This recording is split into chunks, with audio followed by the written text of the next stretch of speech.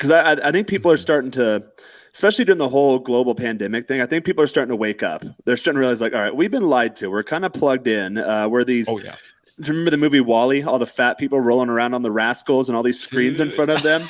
it's a great movie. I Yeah. When I saw that movie, I was like, oh, this is a cautionary tale. This is exactly where we're going. So these are people that are plugged in, and a lot of these substances. Mhm. And if you remember back to like the 1960s, like your Timothy Learys and kind of your hippie movements, they always talked about what is it, plugging in versus tuning out or something like that. So that's the way I see it. Sometimes I don't like to use the word escape because I don't think there's a healthy connotation there, but it Uh-huh. allows me to unplug from the artificial world and plug into the natural world. And that's something that I think is very Mm. beneficial for human beings.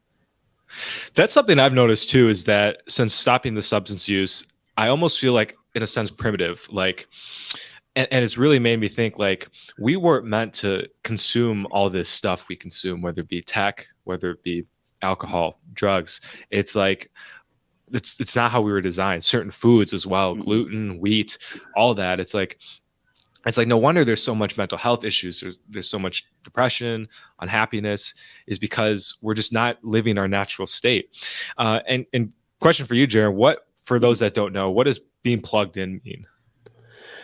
Plugged in means that you're not really the architect of your own universe. You're not the captain of your own ship. You're just kind of along for the ride on autopilot. And and you'll notice these things when you start doing spiritual work on yourself. You'll start to tune into your higher self, your higher frequency. You'll start to understand really what your purpose is, and and then you'll start to align your life with that, and you'll start to notice that you're a lot more at ease. You don't have as much anxiety. You don't have as much depression because, again, I view it all as the transference of energy. So I know a lot of times in these spaces, guys don't like to get into the spiritual side of things, but really when you start to really look into it, we're all just states of energy. So we're universal energy in a physical manifestation at this point. And then once you understand that, the world kind of changes for you. That light bulb turns on and you can see, Christianity calls it spirit.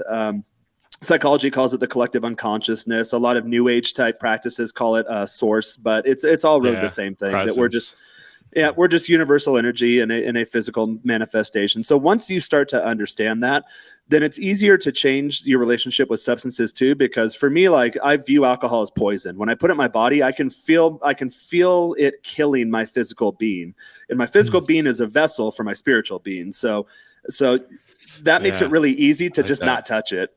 It's super easy to stay with. Someone's like, oh, do you want a shot? I'm like, oh, like just the way it makes me feel at my core. No, that sounds disgusting. That's terrible. Now, if you ask me, do I want 0.25 milligrams of psilocybin? Well, then yeah, because that allows my spiritual being to illuminate via my physical vessel. So I know that probably sounds like a bunch of that sounds pretty weird to people that haven't experienced that, but Sure. But eventually, I think you want to get to that point. And I did deviate from the original question. What was that? Oh, that's a good question. What does being plugged in mean? Yeah. And a follow for that.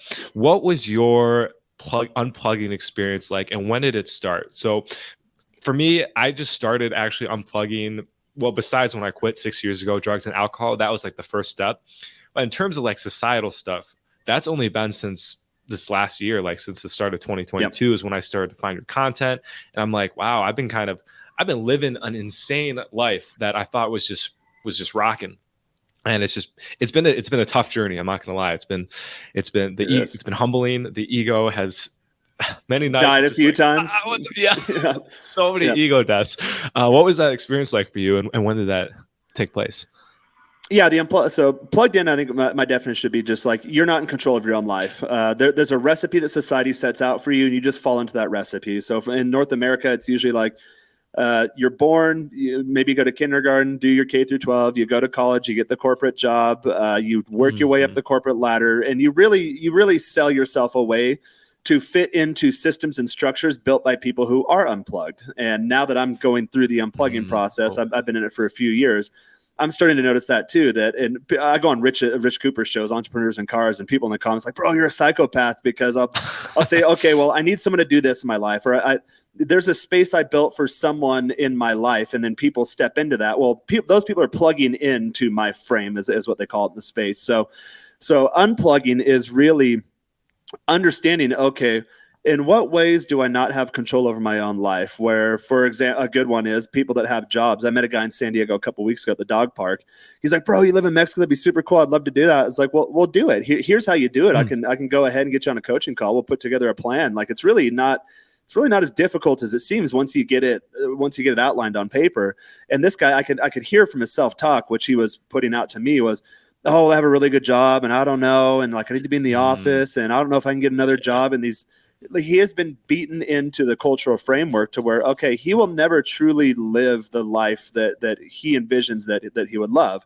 Not to say he's unhappy. I mean, San Diego's a pretty cool city. You know, he had a cute girlfriend, had a couple of dogs, has a good social circle. But the way his face lit up when he told me, oh man, I would love to do that. I'm like, well, then do it. And then you could hear him talking himself out of it. Well, I don't know, because I got the dogs and, you know, I got the mortgage and it's kind of cool here. I kind of have everything I need. So that guy's plugged in. Unplugging, I got pretty extreme. In terms of, it started off like more the dating thing. So I got caught up in a green card marriage like 7-8 years ago. Same thing followed. Right. Well, I'm in my mid-20s now. At that time, I had a successful business, and it's time to start settling down. Go out to the country, get a house, the white picket fence, the 2 cars in the garage, 2 kids, maybe a dog or 2, beautiful wife, and we're going to live happily ever after. So I followed that cultural narrative, and obviously, I can tell you've been following some content in the space. That doesn't work anymore. That is an outdated model, and and when you're a modern person trying to plug yourself into non-modern solutions, you're going to have a bad time. So at that point is when I started unplugging. But it took me, same thing. I was plugged in. It took me a while. It took me a year and a half to file for divorce when I already knew the chick was cheating on me, because I thought, well, I'll go to couples therapy. Well, sure enough, it wasn't couples therapy. She didn't go. I went. It was always, it was never a we problem. It was always a me problem. And then starting that journey, I realized, okay, you start to see things for the way they are. Part of the a lot of the content that I do is really, I tell people it's not that difficult. Just you have 2 eyes and you have a brain. Connect your eyes to your brain. So if you can look out in reality and see something in front of your eyes, and everyone's telling you, no, it's not that way. Trust yourself. Lean into your own intuition. Because these people are plugged in.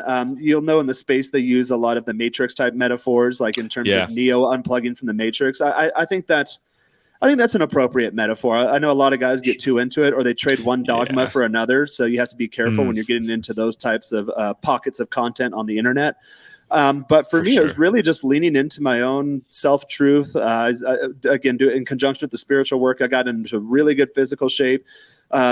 Stopped drinking, started getting my dating life under control, started getting my financial life was never not out of control, but I made some stupid business decisions and lost everything in my late 20s. So had to start over. And really the big key for me was just going back into who I was when I was a kid, the kid in my former garage, just tinkering around, journaling, writing music, doing my little caricatures, building guitars and restoring old stereo systems. And on the financial side, I realized, I grew up in a family where you don't do debt. If you don't have cash, you can't afford it. So I built that as one of my highest principles. Now I don't carry debt. Nice. Well, guess what? When you don't have debt, you're not beholden to anyone. So I do corporate consulting now, but if a contract ends early, or someone's like, hey, the way you said something to Amanda and it didn't make her feel good, so now we have to let you go. My world doesn't shatter anymore. I'm like, oh, that's stupid. And then I laugh at it. And then I have, especially with my channel, I'll have guys in the comments that'd be like, well, I can't believe you think these things. And I'm going to find your employer, your clients, and I'm going to get you fired. I'm like,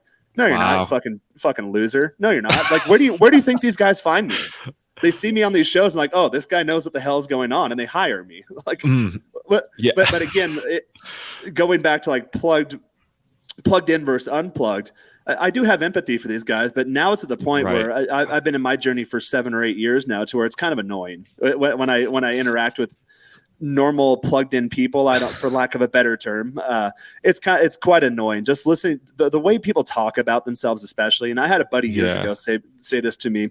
We were out doing something, and I was, we're catching up, and he told me at one point, he's like, bro, he's like, seriously, you got to stop. He's like, if you talk to me the way you talk about yourself, I would punch you in your face and never be your friend again. I'm just like, oh wow. And that kind of slaps you to reality. Like, oh yeah, a lot of people don't like themselves. And I think that's a key issue that keeps them to being plugged in, because again, they're living for someone else or something else that's defined by someone else, and not always not always defined for the best purposes. The people, the way they get into politics or their sports teams or whatever it is, whatever Isterism du jour seems to be trending, people get really into. It's like I'm this ist now, or I follow this ism, and that's their highest belief. And you can tell them like, hey, you realize that's a bunch of bullshit, right? And they get no, we got to cancel you. You're like, okay, these are physical beings that don't realize that they have spiritual energy, and they're dead. They're dead inside. So I think bringing it full circle, I mean, that's why the drug culture is so prominent in the U.S. now. And I know it sounds hypocritical because I mentioned I do the microdosing, or I'll take a hit or two of weed for social experiences before writing music, but I'm not bought and sold into drug culture like it's the prevailing religion, like a lot of people are. Like I have this problem. There's a pill for it. There's a pill for it. For me, it's I try to put no substances in my body and then take plant medicine as needed, if that makes sense. It does. Yep. Yeah. A lot of great points there, guys. Comment down below if you are gaining some wisdom from this, and maybe if you're dealing with that unpluggedness. I definitely experience that too. Like whenever I get a negative comment, you feel some compassion, and you kind of get annoyed too. And it's just like, what I've learned too is like, you can't even try to tell these folks like, like it's just a waste of time, because they just can't hear it. They just spiritually are not open to it yet. And it takes everyone. I think everyone has to have their own coming to Jesus moment where they realize that, wow, the life I've been living has not been working for me.